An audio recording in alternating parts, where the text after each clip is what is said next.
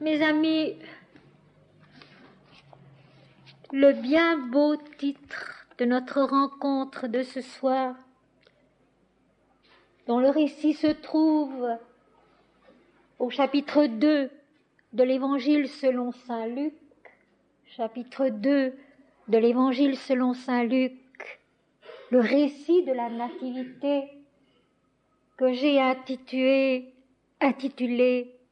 Noël en nous. Le récit de la Nativité que j'ai intitulé Noël en nous. Parce que Noël, c'est la naissance de Dieu en l'homme, la descente de Dieu dans l'humanité, la descente que nous attendons tous et qui doit s'accomplir en chacun de nous et en tous quand il est l'heure. Vous savez sans doute que souvent Jésus, au cours de son existence ici-bas, a répété cette phrase devant l'impatience de certains de ses disciples, de sa mère: « Mon heure n'est pas encore venue. Mon heure n'est pas encore venue. » Et puis à un moment donné, il a dit « Mon heure est venue ». Et au moment de Noël, d'une autre façon, d'une façon plus intérieure, plus secrète, plus cachée encore, son heure était là. Et Noël, c'est aussi pour nous la promesse qu'un jour, en nous, son heure soit là. L'heure de sa descente dans notre conscience, dans notre pensée, dans notre âme, dans notre cœur, dans notre corps et dans nos actes. Et ce n'est pas pour rien que ce chapitre 2 de l'Évangile selon saint Luc commence par ces mots « en ce temps-là ». Le temps de l'accomplissement. Comme la passion sera le temps de l'accomplissement. Mais un temps divin d'un accomplissement qui ne dépend pas d'une année particulière, d'une époque particulière, qui peut toujours revenir à un moment donné pour n'importe qui, en n'importe qui. Le temps de la venue de Jésus en nous. Noël. La lumière de l'étoile. La lumière de l'étoile qui s'approche, qui s'approche, qui s'approche et qui finalement s'arrête au-dessus de l'étable de Bethléem pour indiquer que l'heure est venue et que le lieu intérieur de l'illumination est prêt pour recevoir la révélation de Dieu en l'homme, parce que Noël, c'est cela. Noël vient nous dire cela. Dieu est en l'homme. Dieu vit en l'homme. Dieu doit se révéler et se manifester en l'homme. C'est ce que Noël vient nous apprendre, et nous apprendre d'une très belle et très sainte manière. En ce temps-là, parut un édit de César Auguste ordonnant un recensement de toute la terre. La révélation de Dieu sur la terre n'est jamais quelque chose de personnel, d'individuel, c'est toujours un ensemble, c'est toujours une totalité, une plénitude de l'humanité. Tous les éléments y sont représentés. Les parents, les frères, les sœurs, les amis, le gouverneur. En ce temps-là, parut un édit de César Auguste ordonnant un recensement de toute la terre, de tout ce qu'on connaissait de la terre à ce moment-là. Parce que ce n'était finalement qu'un tout petit morceau de la terre que nous connaissons. Alors, ces simples mots « toute la terre », c'est une totalité, non pas géographique, non pas historique, mais une totalité humaine. C'est-à-dire que l'homme tout entier et tous les hommes ensemble doivent se mettre en place, doivent être en ordre, en harmonie, chacun à l'endroit et dans le rôle qui est le sien, pour que la révélation puisse se faire dans l'ordre. Je pense ici à une parole du grand compositeur Jean-Sébastien Bach, qui disait « On ne peut pas créer dans le désordre ». C'est vrai, on ne peut pas créer dans le désordre. Et Dieu ne peut pas descendre en l'homme, Dieu ne peut pas descendre dans l'humanité, dans le désordre. Ainsi, il commence par mettre de l'ordre. César Auguste ordonne un recensement de toute la terre, un recensement de tous les éléments intérieurs de l'homme pour qu'ils soient chacun à leur place, avec leur force, leur équilibre, leur mouvement juste, leur rôle précis à jouer. Si nous voulons avancer spirituellement, il faut que nous soyons intérieurement en ordre. Et cela, nous le savons bien. Nous savons bien que lorsqu'il y a en nous désordre et agitation, nous ne pouvons ni nous recueillir, ni avoir des idées justes, ni recevoir l'inspiration d'en haut que nous aimerions pourtant recevoir pour comprendre et aller plus loin. Eh bien, l'histoire de Noël nous rappelle cela.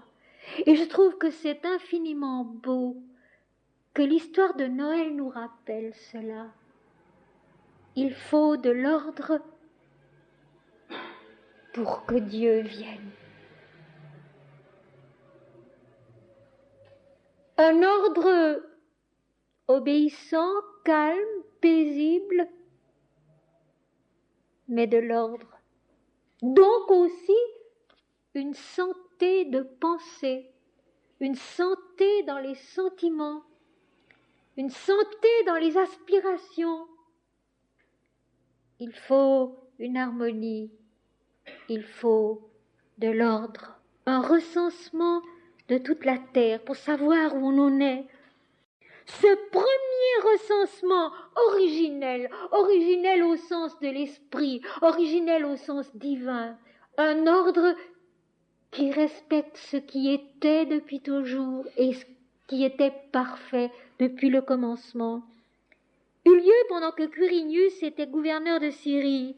Tous allaient se faire inscrire, chacun dans sa ville.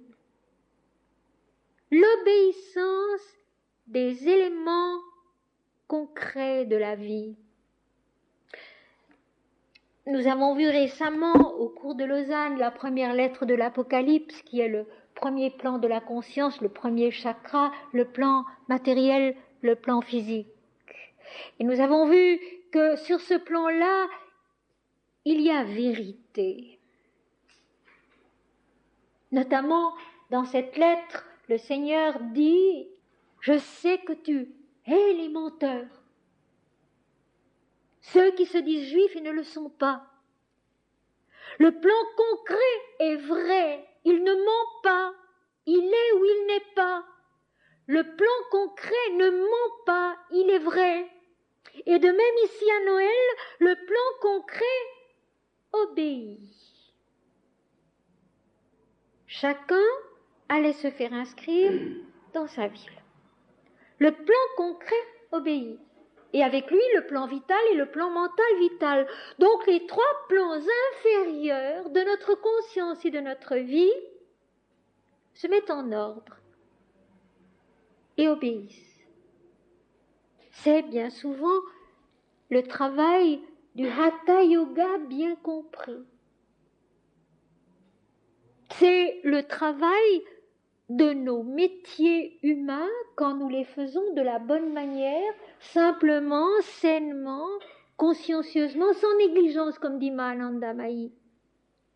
Les plans inférieurs de l'homme, son corps, sa vie, son intelligence mentale vitale, obéissent à la loi du recensement, à la mise en ordre, sans quoi l'existence n'est pas possible. Et si l'existence n'est pas possible, nous l'avons vu aussi à propos de la première lettre de l'Apocalypse, si l'existence n'est pas possible, tout le reste devient impossible aussi. J'ôterai ton chandelier de sa place. Si tu n'es pas fidèle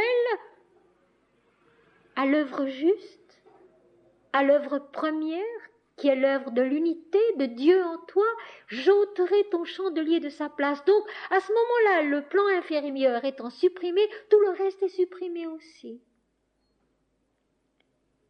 Il ne peut y avoir descente de Dieu en l'homme, révélation de Dieu en l'homme, que lorsque le plan concret, la base, est en ordre et obéit à ce que la vie lui demande. Tout simplement. L'ordre, la discipline, le travail juste, cette obéissance simple en une seule phrase, tous allaient se faire inscrire chacun dans sa ville. Et nous voilà déjà sur une base solide de Noël. Et Noël devient déjà autre chose. Non pas une belle histoire qui aurait eu lieu une fois, pour ne jamais se répéter depuis.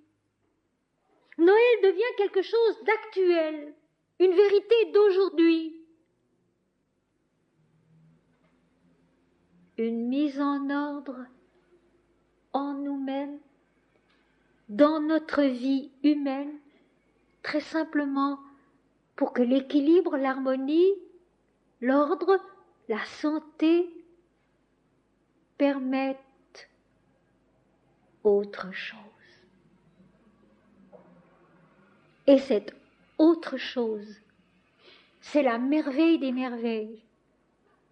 C'est le miracle des miracles, la descente de Dieu en l'homme, qui n'est pas une fois et plus jamais. Noël, Dieu avec nous, Dieu en nous, non pas une fois, comme une belle histoire du passé, mais comme une constante de la vie qui nous attend du fond de nous-mêmes, du fond de cette ordonnance même qu'est notre corps, qu'est notre vie ici-bas, et qui permet la descente de Dieu en l'homme. Ce que Sri Aurobindo a tellement bien compris et a tellement bien expliqué, l'aspiration, la montée de l'homme et la descente qui lui répond. Eh bien, l'aspiration, la montée de l'homme, mes amis, c'est donc avant tout l'ordre. Chacun allait se faire inscrire dans sa ville. Tous allaient se faire inscrire, chacun dans sa ville. Voilà la base, voilà le commencement. Et maintenant la suite. Joseph aussi monta de la Galilée, de la ville de Nazareth, pour se rendre en Judée, dans la ville de David, appelée Bethléem, parce qu'il était de la maison et de la famille de David, afin de se faire inscrire avec Marie, sa fiancée, qui était enceinte. L'ordre s'établissant, le travail de la descente merveilleuse peut commencer. Il est déjà commencé. Il va pouvoir s'accomplir. Souvent, je vous dis avec l'Inde si sage, tout est en nous. Le macrocosme est dans le microcosme. Tous les personnages de la Bible sont en nous. Alors, qui est Joseph? Qui est Joseph en nous? Le patron des saints, dont la fête, le 19 mars, est une des plus grandes fêtes célébrées dans les pays catholiques et notamment en Italie. Qui est Joseph? Joseph en nous. Comme tout à l'heure, je vais poser la même question. Qui est Marie? Marie en nous. Parce que tous sont en nous, tous sont partis de nous-mêmes, tous sont éternels comme nous sommes éternels. Alors qui est Joseph? Joseph à qui l'ange vient parler. Joseph qui est informé de ce qui s'est passé avec Marie. Joseph qui sera informé de ce qu'il doit faire après la naissance de Jésus, qui partira en Égypte pour se cacher pendant le temps nécessaire, puisqu'Hérode, craignant pour son trône, fait exterminer tous les nouveau-nés.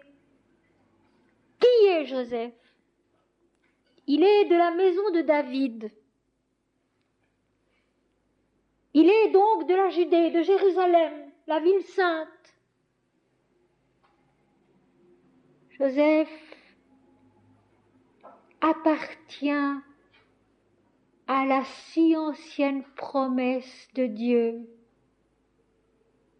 Je te donnerai le pays de Canaan, que tu habites comme un étranger, et tu l'habiteras, tu y seras chez toi, et c'est le pays où coule le lait et le miel, le pays de l'abondance, le pays de la révélation spirituelle, le pays où Dieu naîtra en l'homme. Joseph fait partie de cette descendance-là, de cette promesse-là. Il garde une loi, encore l'ordre. Il garde une loi, une promesse, une réalité, pas seulement une vérité, mais une réalité. Il est de la maison de David, de cette promesse tellement antique qu'elle remonte à Abraham. Ce pays où je naîtrai, où je viendrai, où je descendrai pour me faire connaître en l'homme.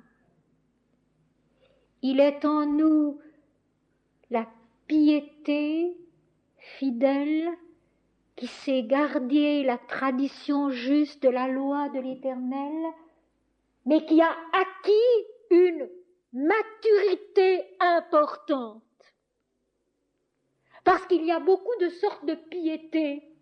Et les disciples, par exemple, au moment de la Passion, montreront qu'ils sont pieux, qu'ils aiment Jésus, qu'ils l'adorent, oui, mais que leur piété encore est très ignorante et très faible et vite désemparée.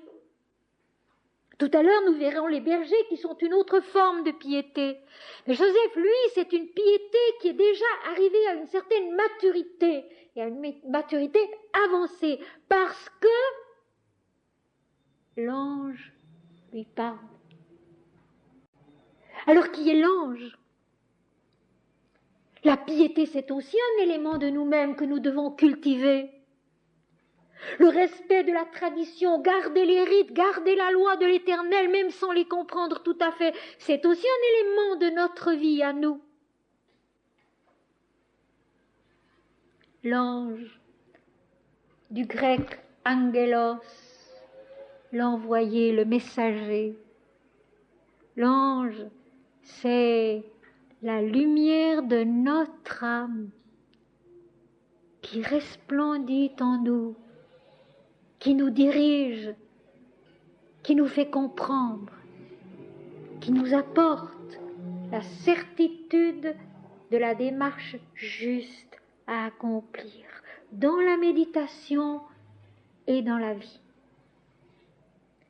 Joseph, c'est la piété mûre, capable de se recueillir et de rencontrer au-dedans de soi la lumière de l'esprit, l'ange qui lui dit « Va, fais ceci, fais cela, voilà ce qui se passe. »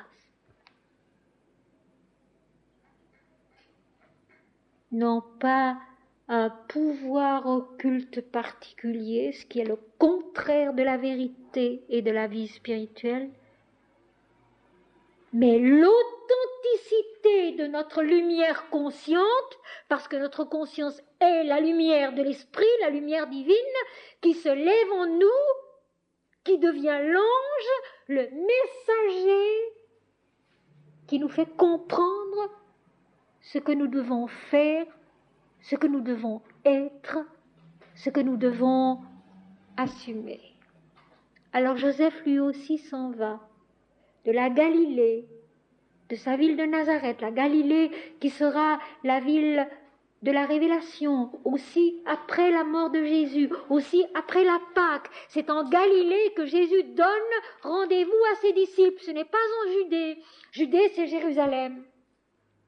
C'est la terre orgueilleuse des pharisiens, des scribes, de la tradition gardée mais devenue une tradition d'hommes, une certitude d'être dans la vérité, d'être seul à posséder la vérité, cet orgueil que nous avons aussi. Il y a la Galilée en nous, il y a la Judée. La Judée, la terre de l'orgueil ignorant.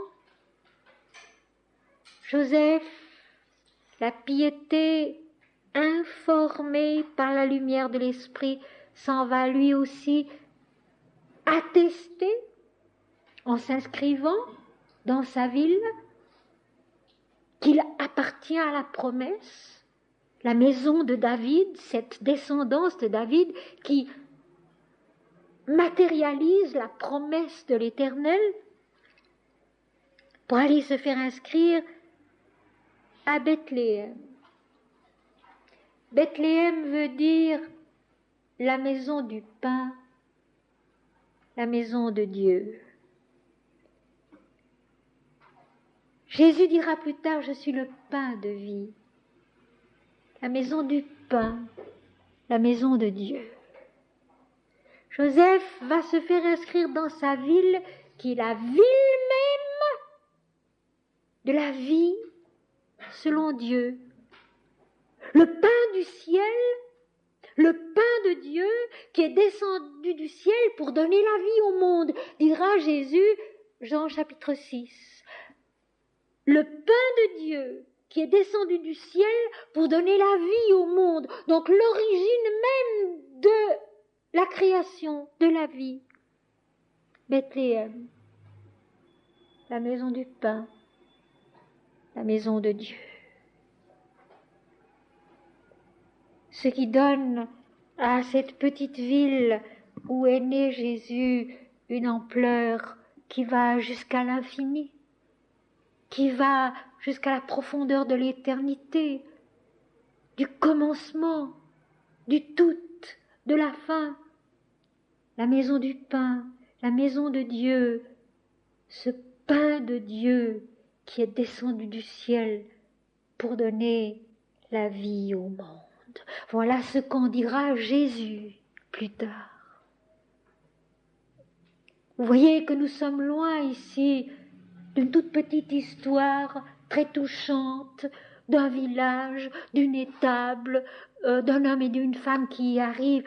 Nous sommes vraiment dans une perspective immense où chacun a sa place toujours. Et ce qui est plus beau encore, c'est que cette perspective immense, elle est la nôtre, elle est en nous depuis le commencement et à jamais. Nous aussi, nous appartenons à la descendance de la promesse. L'homme et Dieu sont un. Moi et le Père, nous sommes un. C'est ça la promesse. La promesse de la maison de David, ce n'est pas autre chose. L'homme et Dieu sont un. Voilà le vrai sens de Noël. L'homme et Dieu sont un. Alors Joseph, lui aussi, faisant ce qu'il doit faire, mais lui sait qu'il le fait pour une raison divine, pieuse. Les autres éléments qui vont s'inscrire, chacun dans sa ville, ne le savent pas. Ils obéissent à un décret extérieur. Ils jouent leur rôle sans le savoir. Ils sont partis du mystère de Noël sans le savoir. Mais Joseph sait.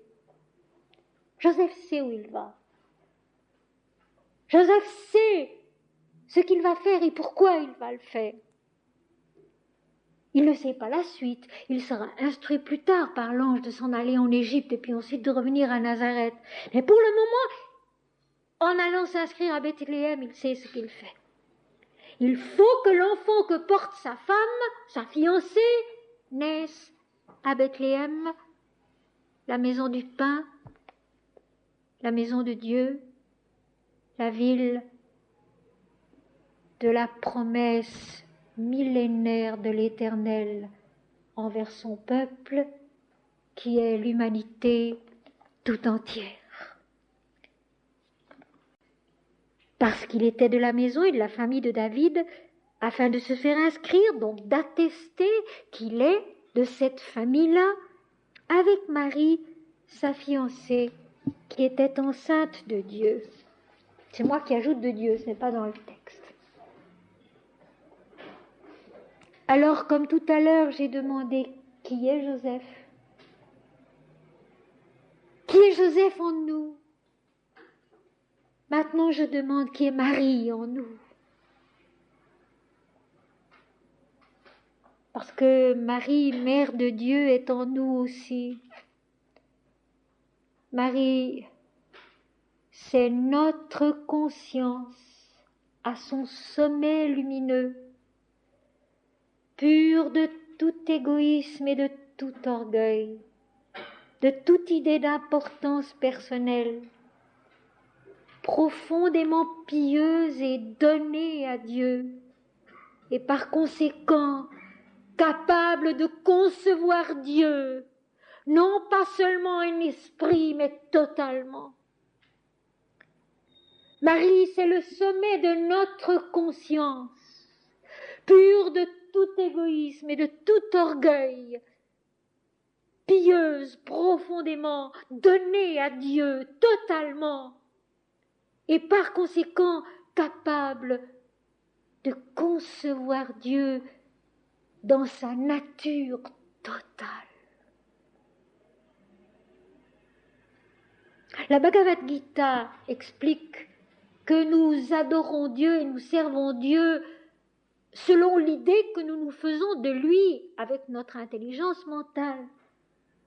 Mais connaître Dieu dans sa nature à lui, c'est encore autre chose. La nature du divin, c'est la lumière, l'éclatante lumière de l'esprit, la blancheur parfaite, immaculée de la vie, l'océan indifférencié et immaculé de la vision parfaite qui n'est pas une négation de l'univers, mais un accomplissement de l'univers dans sa plénitude pure.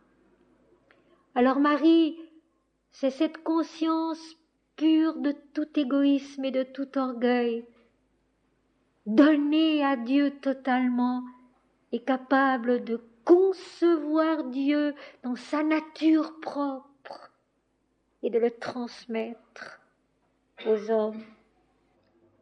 Quand il est l'heure, en ce temps-là. Pendant qu'ils étaient là, le temps où Marie devait accoucher arriva, et elle enfanta son fils premier-né, elle l'emmaillota et le coucha dans une crèche, parce qu'il n'y avait pas de place pour eux dans l'hôtellerie. Et on On explique généralement cela en disant que Jésus est né dans une telle pauvreté, qu'il était dans une crèche, dans une étable, parce qu'il n'y avait pas de place à l'autel pour lui. Mais moi, je vois cela tout autrement. Et je voudrais vous dire ceci, l'exégèse spirituelle de la Bible. Pourquoi? Pourquoi essayer de comprendre les textes le plus possible selon l'esprit? Eh bien, parce que les textes sont nés de l'esprit, animés de l'esprit, et que si on veut les comprendre un peu, il faut tout au moins essayer de s'élever à eux comme Marie, avec une conscience si possible pure d'égoïsme et d'orgueil, pour en comprendre un peu le sens divin. À force de ne voir dans les textes que de l'histoire, de la géographie, des récits humains, on en perd totalement la valeur, la beauté et surtout, je dirais, l'efficacité. Et pourtant, Jésus l'a dit, le temps viendra, il est déjà venu, où on n'adorera plus l'Éternel ici à Jérusalem, dans le temple, dans la ville sainte, mais où on l'adorera partout, parce que Dieu est esprit et il veut être adoré en esprit et en vérité. Donc, si nous voulons espérer comprendre quelque chose à la Bible et au texte sacré, quel qu'il soit, ce n'est pas en ramenant tout à des notions purement humaines, aussi bien souvent à une sentimentalité humaine, parce que c'est ce qui s'est passé avec Noël, à une sentimentalité humaine qui ne nous est pas du tout utile, mais essayer de nous élever à une compréhension, si possible, selon l'esprit qui est un, qui est indivisible, donc l'esprit de l'unité, selon l'immensité, selon l'infini. Et de cette manière-là, les textes ont tellement à nous apprendre. On peut se pencher sur eux des centaines de fois au cours d'une même vie et y trouver toujours encore autre chose à apprendre, autre chose à recevoir, autre chose qui nous réjouit. Donc l'heure de la naissance de Dieu sur la terre est là. L'heure de la naissance de Dieu sur la terre, sous la forme d'un petit enfant. Marie le met au monde, elle l'emmaillote dans ce qu'elle a. Ils ne doivent pourtant pas être si pauvres puisqu'il était charpentier.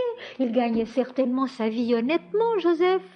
Je crois qu'il ne faut là non plus pas exagérer les choses et sentimentalement vouloir à tout prix que Jésus soit né dans un dénuement parfait. Ce n'est pas vrai. Joseph avait un métier, un bon métier à l'époque. Il gagnait sa vie.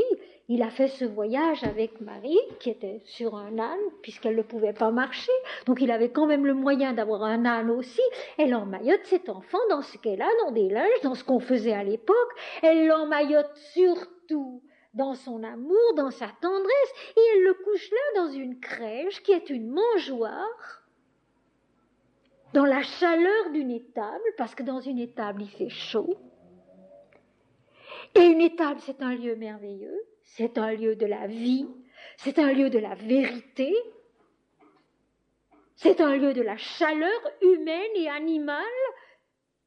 Jésus naît exactement dans un lieu qui est l'authenticité de la vie sans phare.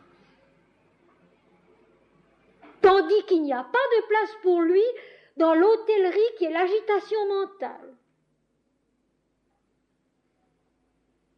L'hôtellerie remplie de monde où on boit, où on chante, où on mange, il n'y a pas de place pour eux. Il n'y a pas de place pour lui encore dans ce mental agité qui n'est pas encore apaisé. Et puis si on monte un peu plus haut dans la perspective, si on cherche un peu plus haut, on peut dire aussi ceci, c'est que de toute façon le Seigneur en naissant sur la terre peut naître où il voudra, il est partout chez lui.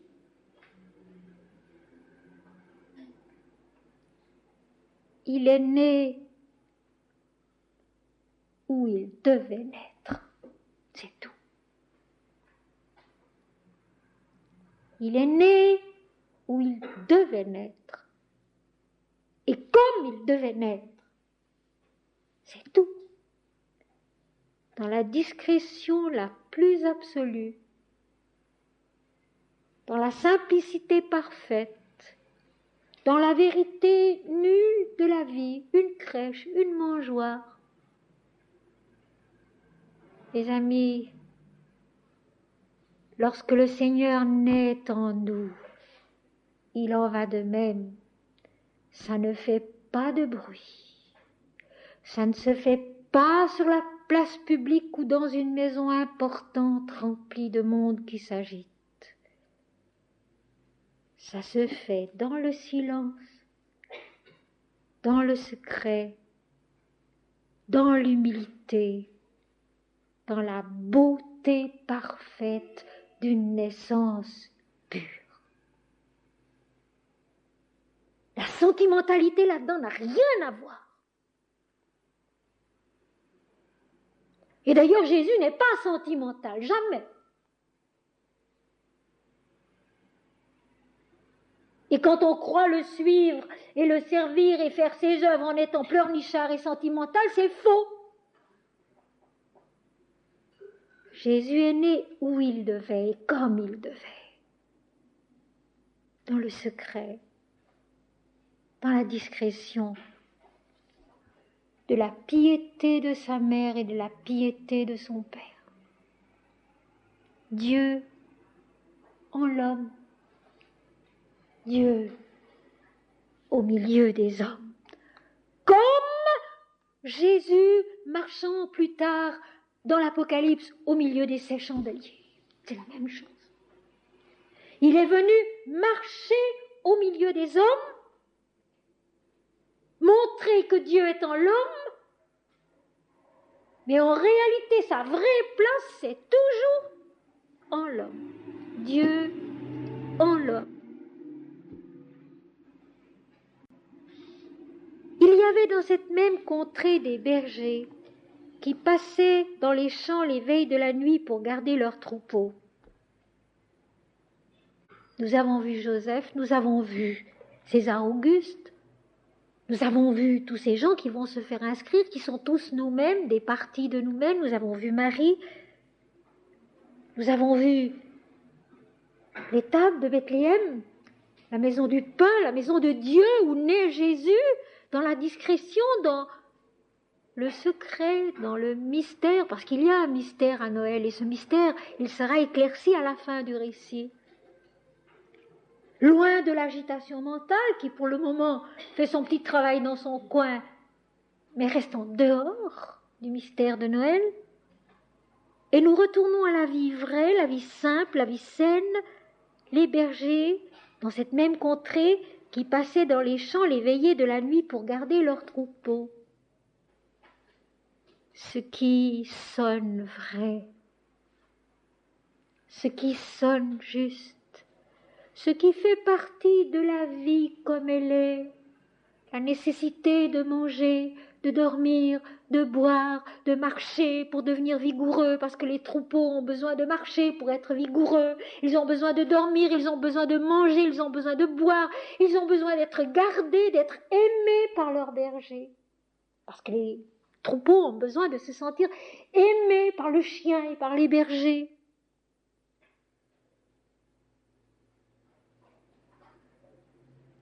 Sous la voûte de la nuit étoilée, dans cette même contrée, des bergers faisaient leur devoir, faisaient leur travail. Et ces bergers près de Bethléem, c'étaient aussi des hommes pieux. Mais pieux, simplement, humblement, gardant la loi qu'on leur avait enseignée, la loi des prophètes, gardant les rites, mais sans y mettre de signification particulière. Leur ignorance à eux est une ignorance humble. Il est permis d'être ignorant, nous le sommes tous. Ce n'est pas grave. Il est permis d'être ignorant. Mais ce qui est faux, c'est l'ignorance orgueilleuse.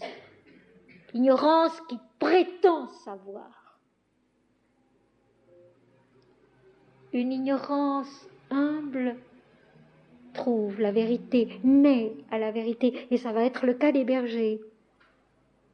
Leur ignorance humble, le respect des rites, eux aussi ils attendent le Messie, parce que le peuple entier attendait le Messie, le Sauveur annoncé par les prophètes. Et comme le peuple d'Israël se trouve une fois de plus sous la domination étrangère, cette fois-ci ce sont les Romains, ils attendent le Messie, et ils l'attendent peut-être d'autant plus qu'ils sont de nouveau dans la servitude. Mais ils attendent un Messie politique. Et les bergers aussi attendent le Messie.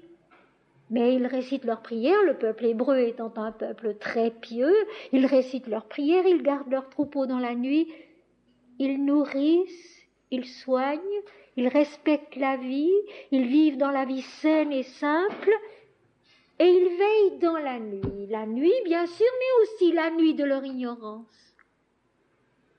Ils sont nous aussi. Ils sont notre piété, notre bonne volonté, notre foi, qui ne sait pas grand-chose, qui avance dans la nuit, mais qui croit en Dieu et qui chante Dieu, sans même se dire qu'un jour elle en saura davantage. Sans même se dire qu'un jour elle en saura davantage. Et voici, leur humilité, leur ignorance humble reçoit une réponse. Un ange du Seigneur leur apparut, et la gloire du Seigneur resplendit autour d'eux. L'ange, encore une fois, Angelos, le messager. Et je voudrais m'arrêter ici un moment parce que c'est important. La prière toute simple, sans beaucoup de savoir, sans beaucoup de compréhension, mais fidèle et faite de bon cœur, je dirais simplement faite de bon cœur, rencontre l'ange un jour. C'est même ainsi que cela commence. Priez régulièrement, priez simplement, mais de bon cœur, parce que maman vous l'a appris, parce que papa vous l'a appris, parce que c'est l'habitude, parce qu'il y a des textes qui nous disent que c'est vrai, que ces textes on peut les croire. Priez tout simplement, le matin, le soir, à midi peut-être. Un jour, la réponse visible à la prière vient. L'ange. Une compréhension, une révélation, une descente de Dieu en l'homme. Et quand on en a l'habitude, parce qu'on a beaucoup médité, parce que on est né pour cela, disons-le, on le sent palpablement, on la sent palpablement, cette descente dans la méditation, où soudain vraiment d'en haut de Dieu descend quelque chose sur nous, qui nous fait compte, qui nous change, qui nous fait comprendre quelque chose. L'ange qui vient, qu'on ne voit pas toujours, mais qui nous transforme, qui nous apporte une joie, une certitude, une bonne nouvelle. Et voici un ange du Seigneur leur apparut. De leur prière rituelle humble jaillit soudain une révélation. Ils voient, ils comprennent quelque chose. Et la gloire du Seigneur resplendit autour d'eux. Ils sont soudain dans la lumière. intérieurement. Intérieurement. Je peux vous certifier que d'autres qui auraient été là n'auraient rien vu. C'est en eux que la lumière soudain a jailli. C'est en eux que la compréhension soudain a jailli. L'ange, la gloire du Seigneur, ils sont saisis. On le dit bien dans la phrase suivante, ils furent saisis d'une grande frayeur. Ils sont saisis par la descente de la lumière de l'Esprit, de l'ange révélateur. Et cet ange renverse l'échelle des valeurs. Soudain, l'invisible est plus réel que le visible. L'ange, la gloire de Dieu qu'on ne voit pas, qu'on ne voit que de l'intérieur avec son âme, soudain est prépondérant sur la colline, les troupeaux, les forêts, les champs. L'intérieur, l'invisible, est plus réel que le visible, l'apparent, l'extérieur. Un renversement des valeurs qui bouleverse et qui leur donne une grande frayeur. Parce que le bouleversement est radical, total. Et dans la méditation, c'est exactement la même chose. Soudain, ce n'est plus pareil. Soudain, l'humain, le physique, le vital, le mental inférieur, le mental lui-même, change, passe à l'arrière-plan, et l'invisible est plus réel, plus puissant que le visible. Il remplit tout l'espace de la vision, il remplit tout le champ d'audition de la vision. Mais quand la vision est vraie, quand la vision est juste, l'ange leur dit: ne craignez point. Elle apporte ce moment de frayeur devant le renversement des valeurs, et puis aussitôt après, la paix. La paix qui surpasse toute intelligence. Ne craignez point. Combien de fois Jésus le dira à ses disciples aussi: n'ayez pas peur, ne craignez point, c'est moi.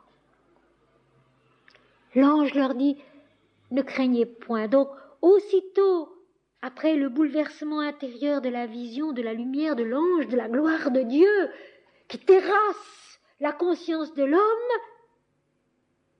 vient le ne craignez point, c'est-à-dire l'apaisement, la confiance. La confiance. L'homme est disposé à recevoir quelque chose qu'il n'attendait pas, quelque chose qu'il ne pouvait pas prévoir, quelque chose qui lui est totalement inconnu et qu'il va reconnaître et qu'il va comprendre tout de suite parce que cela vient du fond de sa propre authenticité. Ne craignez point, car je vous annonce une bonne nouvelle. Évangile veut dire la bonne nouvelle, euangelion, qui sera pour tout le peuple le sujet d'une grande joie. Exactement, mes amis, mais exactement ce qui se passe dans une méditation qui devient une extase. Le renversement des valeurs, l'intériorisation complète, la gloire de Dieu, l'ange, un état, pas forcément une vision, pas forcément de la lumière, c'est pour chacun différent, mais un état intérieur où soudain l'homme est prêt à recevoir quelque chose qu'il n'attendait pas, qu'il ne connaît pas, et qui va être pour lui une bonne nouvelle, cause pour tout le peuple, c'est-à-dire pour l'être entier, d'une grande joie. D'une joie totale, d'une joie qui plus est ineffaçable. À la crainte du bouleversement intérieur succède l'apaisement divin. L'homme est prêt à recevoir une révélation divine. Je vous annonce une bonne nouvelle qui sera pour tout le peuple le sujet d'une grande joie. d'une joie essentielle, d'une joie originelle, qui révélera à l'homme ce qu'il est et par conséquent ne lui sera plus jamais ôté. C'est qu'aujourd'hui, dans la ville de David, il vous est né un sauveur qui est le Christ, le Seigneur. Aujourd'hui, dans la ville de la promesse, dans le lieu intérieur de la fidélité de Dieu. Parce que c'est Dieu qui est fidèle, ce n'est pas l'homme. La ville de David, la ville de la promesse, le lieu intérieur de la fidélité de Dieu en l'homme. Vous êtes né, écoutez bien, un sauveur. Donc, ici, le particulier, le personnel. Sauveur, Jésus veut dire le sauveur. Jésus, c'est un nom commun qui veut dire le sauveur. Vous êtes né un sauveur. Donc, un sauveur particulier, un Dieu que vous pourrez adorer, suivre, aimer, auquel vous pourrez obéir, que vous pourrez servir, un sauveur particulier. Mais ce sauveur, il est en même temps le Christ, le premier-né, parce que Jésus est toujours le premier-né. Christos en grec veut dire le choisi, loin. Donc l'unique, le seul, le premier, celui dont l'apôtre Paul dira, il est le premier-né de toute la création. Le premier, la première différenciation de l'absolu. Christos, le choisi, l'unique, le premier, le dernier aussi, le seul en nous tous. Et puis enfin, le Seigneur, donc Dieu, l'Éternel. Vous voyez que dans l'Évangile selon Saint Luc, dans le récit même de Noël, la dimension totale du Christ nous est donnée, cette dimension qui dépasse infiniment celle d'un homme particulier. Et avoir fait du Christ l'unique au sens restreint que nous lui avons donné, c'est une erreur colossale qui fait que le monde ne s'en sort pas. On a sombré au nom du Christ dans le culte de la personne, de l'individuel, de l'unique au sens exclusif, alors qu'il est un sauveur, le premier, le Christ, l'unique, mais l'éternel Dieu. Et Jésus l'a pourtant dit lui-même. Ceci se trouve dans l'Évangile selon saint Matthieu au chapitre 12, versets 31 et suivants. Tout péché et tout blasphème sera pardonné à l'homme. L'ignorance est permise, l'erreur est pardonnable. Tout blasphème contre le Fils de l'homme sera pardonné. Donc, le Fils de l'homme, Jésus-Christ, n'est pas en soi la vérité. Il est l'image, le visage, un visage, une image de la vérité. Mais le blasphème contre l'esprit ne sera pardonné ni dans ce siècle, ni dans le siècle à venir. Donc, le blasphème contre la vie qui est l'éternel Dieu est impardonnable parce qu'il nous détruit. Renier l'esprit, c'est renier la vie. Renier l'éternel en Jésus, c'est détruire Jésus en nous. La bonne nouvelle, l'évangile éternel dont parlera l'Apocalypse au chapitre 14, verset 6, si je ne me trompe pas. Un évangile éternel qu'un ange qui traverse le ciel tient dans sa main droite. Un évangile, la bonne nouvelle éternelle pour toute tribu, tout peuple, toute langue, tout pays. Aujourd'hui, dans la ville de David, vous est né un sauveur qui est le Christ, le premier-né, l'unique, en chacun et en tous, le Seigneur, l'Éternel Dieu. Demandez-vous, dans le fond de vous-même, qui est Jésus? Jésus est l'Éternel Dieu. L'Éternel Dieu dont l'Ancien Testament déjà disait l'Éternel qui est un et indivisible. Et Ramakrishna au siècle dernier ajoutera il est un seul et toujours le même sous tous les noms qu'il se donne ici-bas pour se faire connaître, pour se faire aimer. Un seul et le même. Tout est un, tout est Dieu, l'âme unique qui est tout. Eh bien, ça se trouve dans le récit de Noël. Ce récit de Noël que désormais nous intériorisons, tout en lui laissant son authenticité matérielle et historique aussi. Pourquoi en discuter? Pourquoi y toucher? C'est une chose, c'est un fait bien. Mais ce n'est pas la seule signification. Et surtout, ce n'est pas la plus vraie, la plus belle, la plus efficace. Parce que Dieu, en descendant sur la terre, le fait pour être efficace.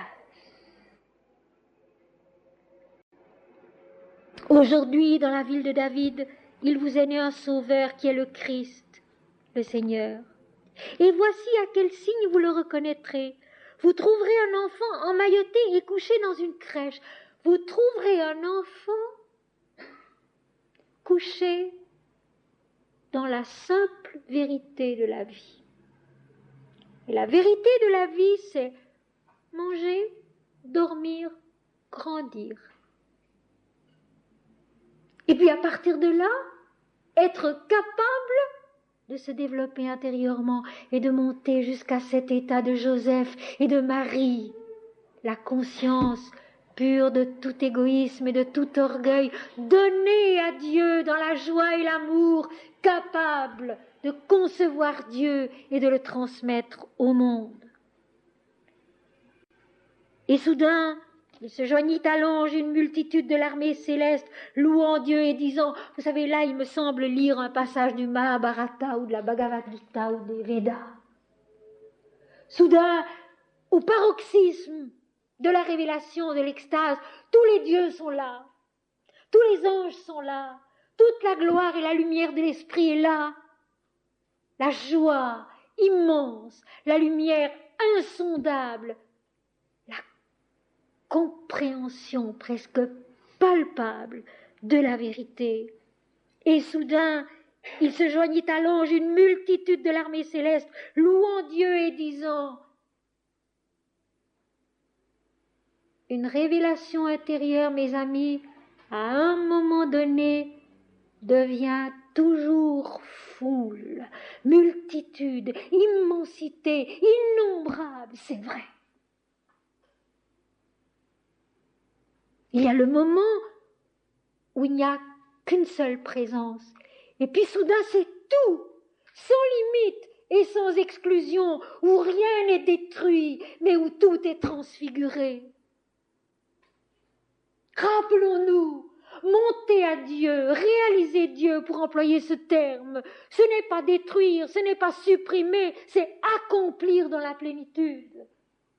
Tout est là, et tout est Dieu. Une multitude de l'armée céleste louant Dieu et disant « Gloire à Dieu dans les lieux très hauts et paix sur la terre parmi les hommes qui l'agréent. Gloire à Dieu dans les lieux très hauts, tout en haut de la conscience, de la compréhension, de l'âme, de l'esprit. » Et par conséquent, paix sur la terre. Paix sur la terre. Quelle leçon pour nous. Gloire à Dieu tout en haut, dans l'esprit, et par conséquent, paix sur la terre Parmi les hommes qu'il agrée, le verbe grec employé eudokeo, qui veut dire être satisfait, être content. Donc parmi les hommes qui contentent Dieu. Parmi les hommes qui contentent Dieu, en qui Dieu est satisfait, comme il va être satisfait en Jésus. Ceci sera dit dans l'Évangile selon saint Matthieu au chapitre 3, verset 17. Celui-ci est mon Fils bien-aimé en lequel je suis satisfait. Alors, sur le plan pratique, posons-nous la question. Est-ce que nous contentons Dieu ?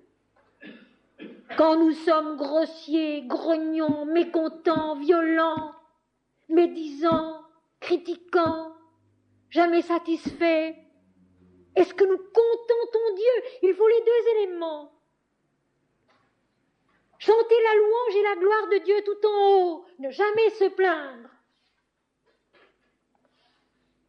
Et en bas, semer la paix. D'abord en soi-même. D'abord semer, créer la paix en soi-même. Heureux ceux qui procurent la paix, dira Jésus, car ils seront appelés fils de Dieu. Alors, oh, recherchez, oui, la gloire, la louange, la lumière de l'Éternel, mais en bas, enfantez la paix, d'abord en soi-même. Paix, paix, paix, auguste chant des blés, la paix sur la terre parmi les hommes qui satisfont l'Éternel, qui vivent selon l'ordre et la loi et la vérité de l'Éternel et non pas selon des traditions d'hommes.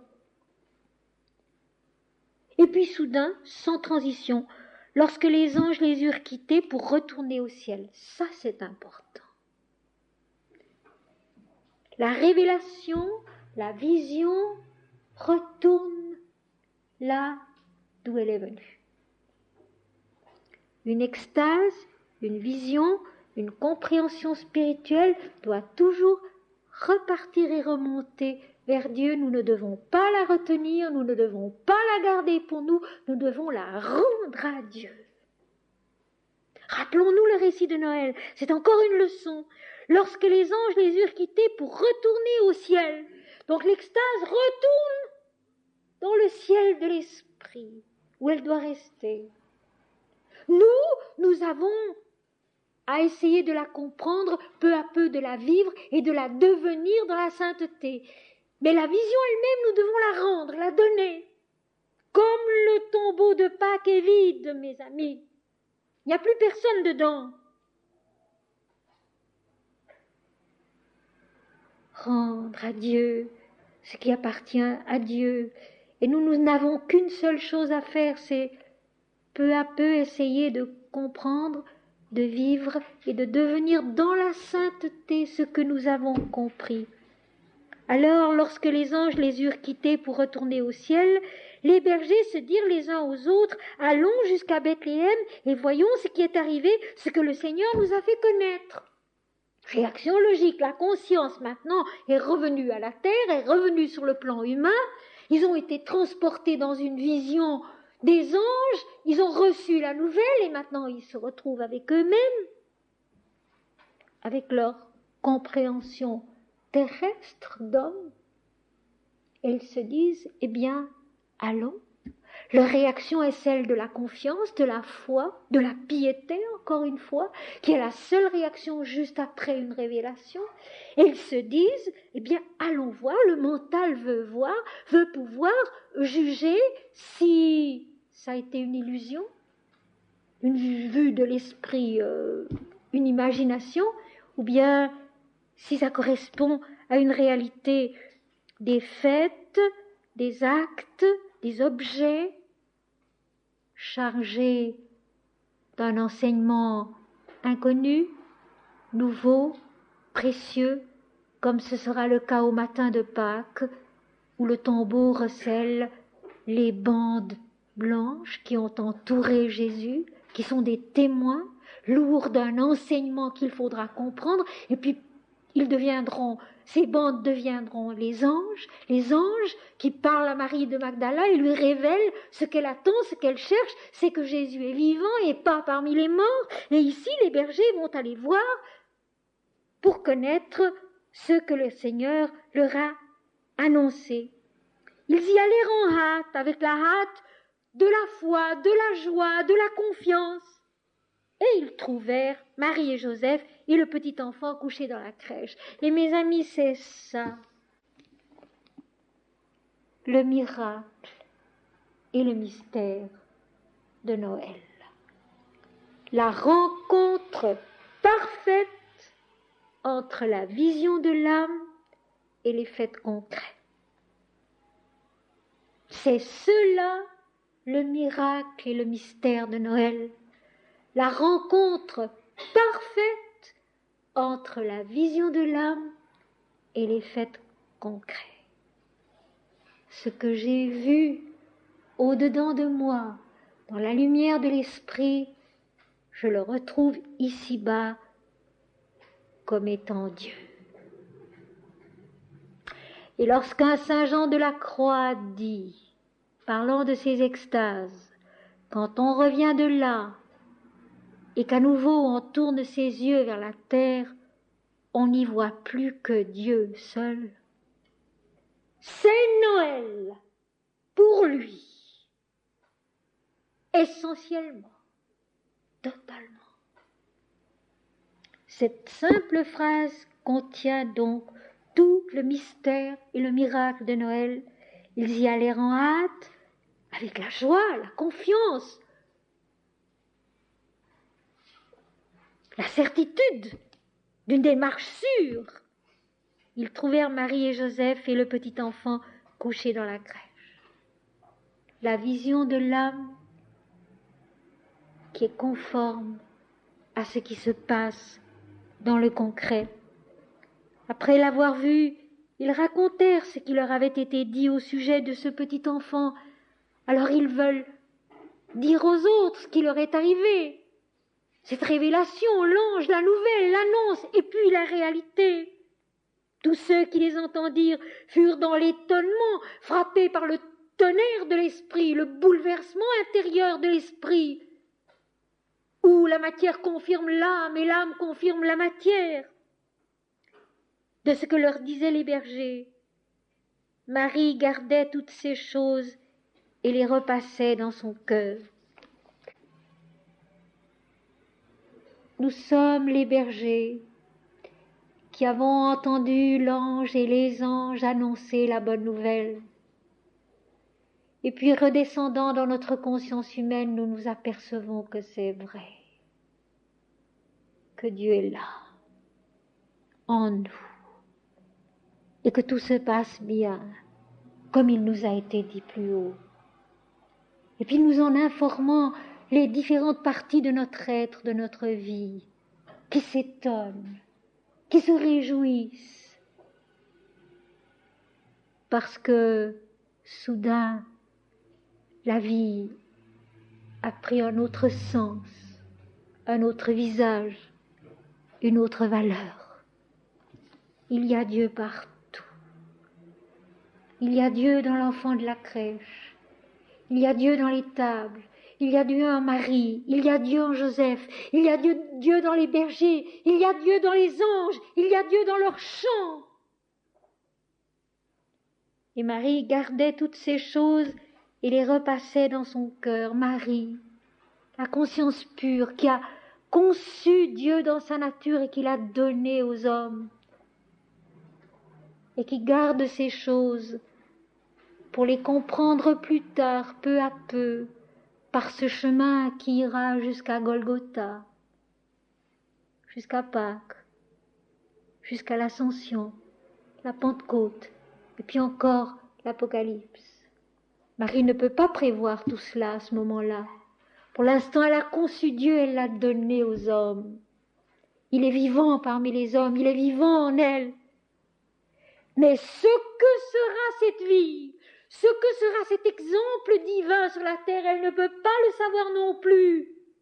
Et elle aussi, elle devra en repassant ces choses dans son cœur, en se souvenant de cette nuit-là, avancer jusqu'à Golgotha et au-delà. Et nous aussi. Golgotha, le triomphe de l'Esprit dans l'incarnation, la fin du règne du moi-je, la reconnaissance que tout est Dieu, que tout est Esprit, et que nous sommes, nous, tout entiers, corps et âme, la lumière de l'Esprit. Il faudra tout cela pour ne pas même le comprendre bien encore.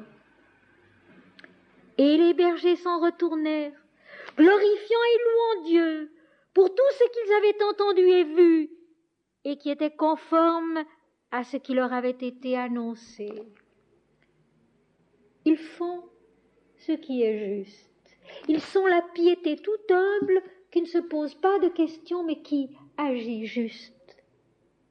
Faisons comme eux.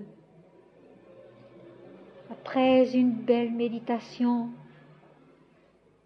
après une belle prière, un recueillement où il y a eu contact entre l'ange et nous, entre l'esprit et nous, quand nous revenons à nous-mêmes, à l'homme, à la femme que nous sommes, nous n'avons qu'une seule chose à faire. Louer Dieu et le glorifier, l'adorer